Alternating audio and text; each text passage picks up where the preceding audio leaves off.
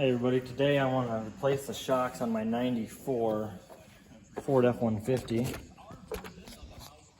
I bought these shocks on Amazon. They were in an open package, so they were considerably cheaper than buying them new, but they are still new. So I don't even know what they're called, Gabriel. Yeah, I think the brand's Gabriel shocks, but for this truck here, which is a work in progress, but it's my beater truck, so to speak. Right now, it looks like they got some Monroe or something shocks in there. So this thing rides like a tank. So today we're gonna replace those and I'll show you how to do it. First thing I did, I got my jack out. I'll jack the vehicle up. Now I got the jacked up for the tires, no longer on the ground. You can put jack stands underneath there, but I'm not going to. Go down to my toolbox and I'll get my 1/2 inch impact for taking the tires off. And I think these are 19 millimeter.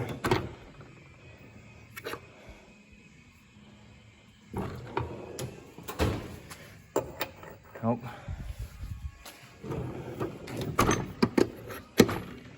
Looks like 21.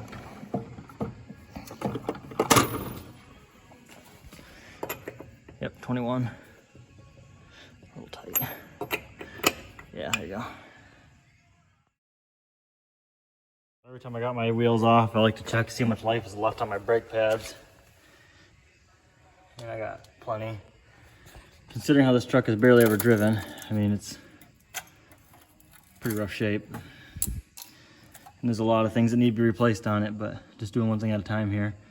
I drive it 70 miles every month or something. It's hardly ran. Sometimes it won't run at all for a couple months. So replace those shocks there. We'll take those, the nut off that bolt there. We'll have to reuse that hardware. And then get that one hidden up in there. So, all right, so I got my ratchet in the back to hold the back of the nut.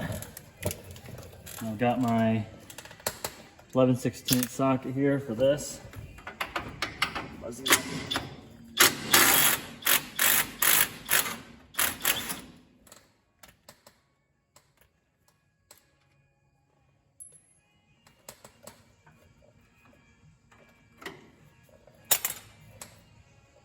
I imagine these are dead, but maybe not.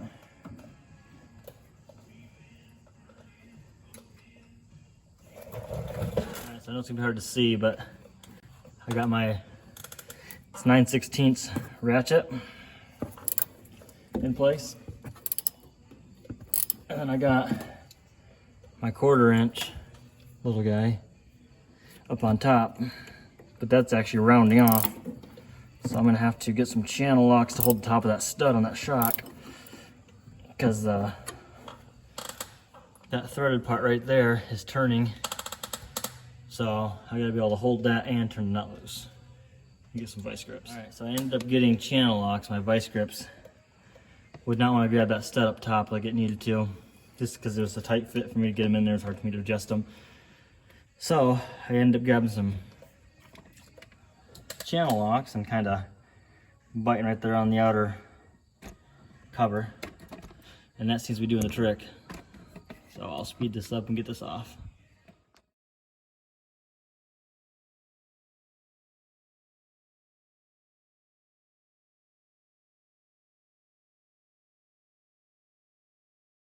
Alright, so now we got our shock out. We'll get our new one. We'll take, it's come with 2 washers and 2 bushings. Put the one washer, get it cupped like that. And these are also cupped, just like this. And then we'll stick that up in there. We'll put this one like this over top, and then the nut like that. Put the nut on top of that and drive it on down until we squish out the rubbers. All good.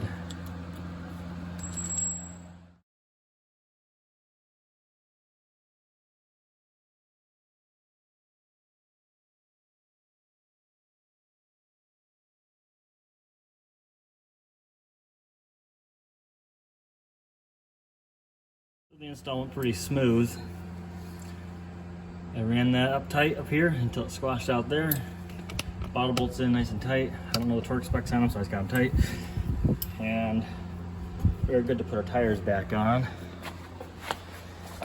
So we'll go to the other side here shortly.